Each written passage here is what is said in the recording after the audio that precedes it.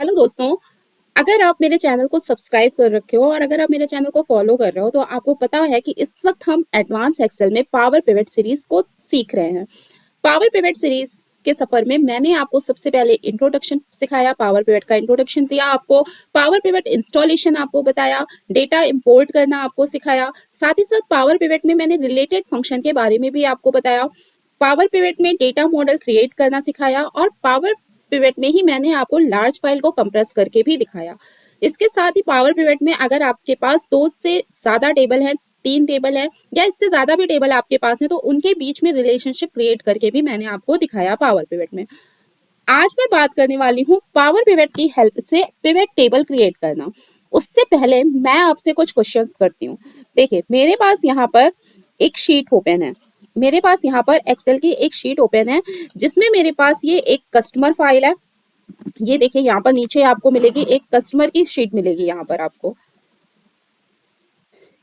एक कस्टमर की शीट मिलेगी, एक प्रोडक्ट शीट मिलेगी और एक यहाँ पर आपको सेल्स शीट मिलेगी। इसमें आपको जो कस्टमर शीट है, कस्टमर शीट में यहाँ पर कस्टमर की डिटेल है, कस्टमर आईडी है, कस्टमर है, जेंडर है, एज है, एरिया है। इसके साथ ही यहाँ पर प्रोडक्ट फाइल में आपके पास जो प्रोडक्ट शीट है उसमें प्रोडक्ट आईडी है, कैटेगरी है, प्रोडक्ट का नेम है, साइज है और प्राइस दिया हुआ है। इसके साथ ही जो सेल्स टेबल हमारी है उसमें आपके पास यहाँ पर सेल्स आईडी है, डेट है और कस्टमर आईडी है। जो कस्टमर टेबल की कस्टमर आईडी है वो यहाँ पर आपके पास सेल्स टेबल में अवेलेबल है। इसी तरीके से प्रोडक्ट फाइल की प्रोडक्ट आईडी यहाँ पर आपके पास सेल्स टेबल में अवेलेबल है और साथ ही कौन सा प्रोडक्ट कितनी क्वांटिटी में सेल हुआ है वो यहाँ पर हमारे पास सेल्स फाइल में है। अब मेरा क्वेश्चन आपसे ये है कि मुझे यहाँ पर कस्टमर आईडी, जो यहाँ पर मेरी ये कस्टमर आईडी है, मुझे चेक करना है किस कस्टमर ने कितनी क्वांटिटी प्रोडक्ट को बाय किया है, कितने क्वांटिटी प्रोडक्ट को परचेस किया है। तो ये आपको डिटेल कहाँ से मिलेगी? ये डिटेल आपको मिलेगी सेल्स टेबल से। मतलब यहाँ पर जो आपकी ये कस्टमर टेबल है, जो आपकी ये कस्टमर टेबल है वो टेबल आपकी हो गई डायनेमिक टेबल, अगर आप इसको डेटा एनालिटिक्स की लैंग्वेज में बोलो तो, या फिर आप इसको लुकअप टेबल भी कह सकते हो। लुकअप टेबल क्यों बोल रही हूँ मैं? क्योंकि मुझे यहाँ पर कस्टमर आईडी को लुकअप करना है। कहाँ से लुकअप करना है आपको? कस्टमर आईडी हमारी कहाँ पर अवेलेबल है? सेल्स में अवेलेबल है। सेल्स से मुझे लुकअप करना है उसकी क्वांटिटी, किस कस्टमर ने कितनी क्वांटिटी प्रोडक्ट को बाय किया है। तो जो सेल्स टेबल है हमारी वो कस्टमर टेबल के लिए क्या बन जाएगी? डेटा टेबल बन जाएगी। कस्टमर टेबल यहाँ पर हमारी बन गई लुकअप टेबल और सेल्स टेबल हमारी क्या बन गई? Data table. इसी तरीके से अगर आपको ये देखना है कि किस प्रोडक्ट का प्राइस कितना है तो यहाँ पर मामला उल्टा पड़ जाएगा। यहाँ पर आपका मैटर उल्टा हो जाएगा। यहाँ पर हमारी जो सेल्स टेबल है वो बन जाएगी हमारी लुकअप टेबल और जो प्रोडक्ट टेबल है, क्यों? क्योंकि यहाँ पर प्रोडक्ट आईडी है और साथ ही साथ यहाँ पर प्राइस है। तो यहाँ पर मुझे सेल्स टेबल से प्रोडक्ट आईडी को लुकअप, जो हमारी लुकअप वैल्यू है वो कहाँ पर है? प्रोडक्ट आईडी हो गई सेल्स टेबल में। और कहाँ से लुकअप करना है? हमें प्रोडक्ट से लुकअप करना है। ठीक है। अब आप ये सोच रहे होगे कि ये लुकअप वैल्यू, डेटा, ये सारी चीजें तो वी लुकअप में आती थी। जी हाँ, ये सारी चीजें वी लुकअप में आती थी, लेकिन मुझे यहाँ पर पिवट टेबल जनरेट करना है with the help of power pivot. जैसा मैंने आपको पहले ही बता रखा है कि पावर पिवट में काम करने के लिए आपको अपने डेटा को सबसे पहले टेबल फॉर्म में कन्वर्ट करना है। तो मैंने यहाँ पर अपनी तीनों जो हमारी टेबल्स हैं उनको मैंने ऑलरेडी टेबल फॉर्म में कन्वर्ट कर रखा है, डायनेमिक बना रखा है। अब हमें क्या करना है इसके आगे? आपको पहले से बता रखा है मैंने, अगर आपको पावर पिवट में वर्क करना है तो आपको अपने डेटा को डेटा मॉडल में लेके जाना होगा। कैसे लेके जाते हैं? आप जाओगे यहाँ रिबन में, पावर पिवट में। पावर पिवट यहाँ पर कैसे आया ये मैंने अपने स्टार्टिंग वीडियोस में आपको बता रखा है। पहले आप जाओगे पावर पिवट में, पावर पिवट से आप कहाँ पे जाओगे? Add to data model.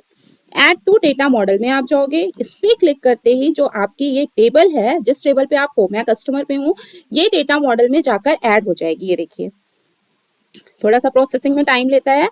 अभी देखिए, ये आपकी टेबल यहाँ पर क्या हुई? यहाँ पर आकर ऐड हो गई। ठीक है।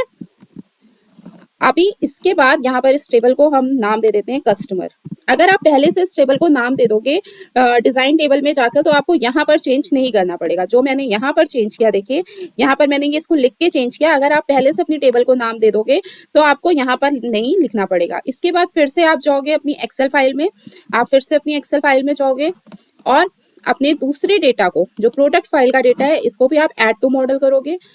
ठीक है, इसको भी आपने ऐड टू मॉडल किया। अब यहाँ पर आपका ये जो है दूसरा जो टेबल थी प्रोडक्ट वाली टेबल, वो यहाँ पर आ गई। इसको मैं नाम दे देती हूँ प्रोडक्ट।